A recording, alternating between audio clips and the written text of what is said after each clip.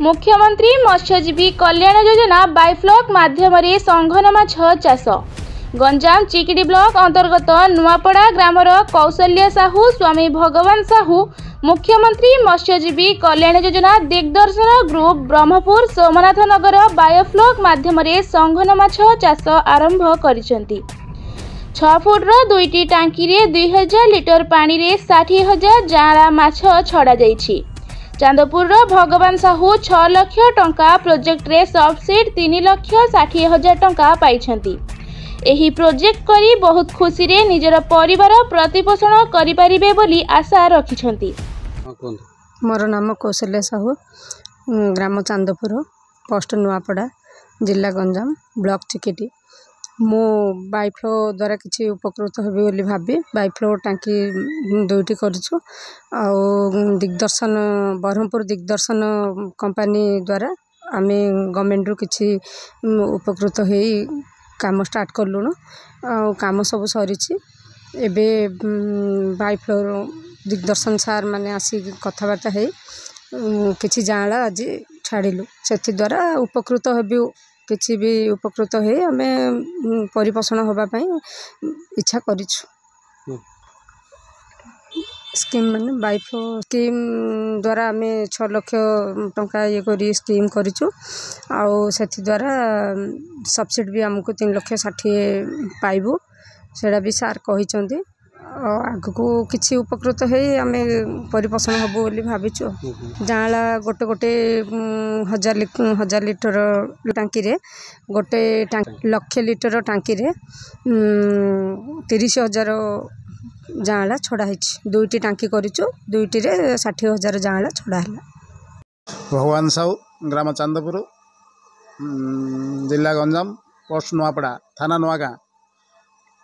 मु एठारे बायोफ्लॉक जरिया दिग्दर्शन ग्रुप जरिया ब्रह्मपुर दिग्दर्शन ग्रुप जरिया बायोफ्लॉक चाष करुच्ची।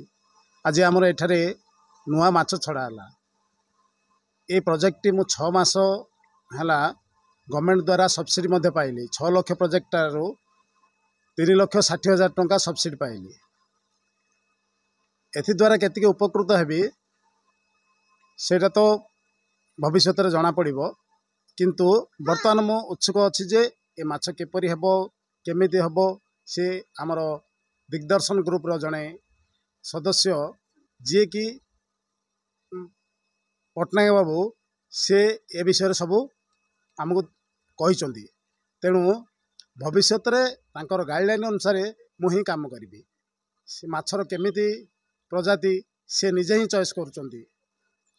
से आमको बहुत प्रकार माछ देखे ए गोटे माछ छाड़ी केमिति आगु को बढ़े से ही सबू बतेबे। ये आमर 2टा कुंड तैयारी। 2टा कुंड रे गोटे गोटे कुंड 1 लाख लिटर लेखा पानी क्षमता धरिबो एवं एथिरे 30,000 माछ से 30,000 माछ 60,000 माछ छड़ागला जाँला माछ छड़ागला। भविष्य में ए माछर केमिति उपकृत पाइबू से कथा आगामी दिन में कहुब।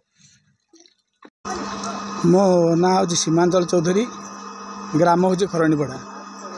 बर्तमान मु आगु शुणी नुआपड़ा निकटस्थ चांदपुर ग्रामर भगवान साहू से बायोफ्लोर गोटे आरंभ कर से बायोफ्लोर कौन ना कौन बोली दिने आसी देखी से बर्तमान टांकी काम आरंभ करते।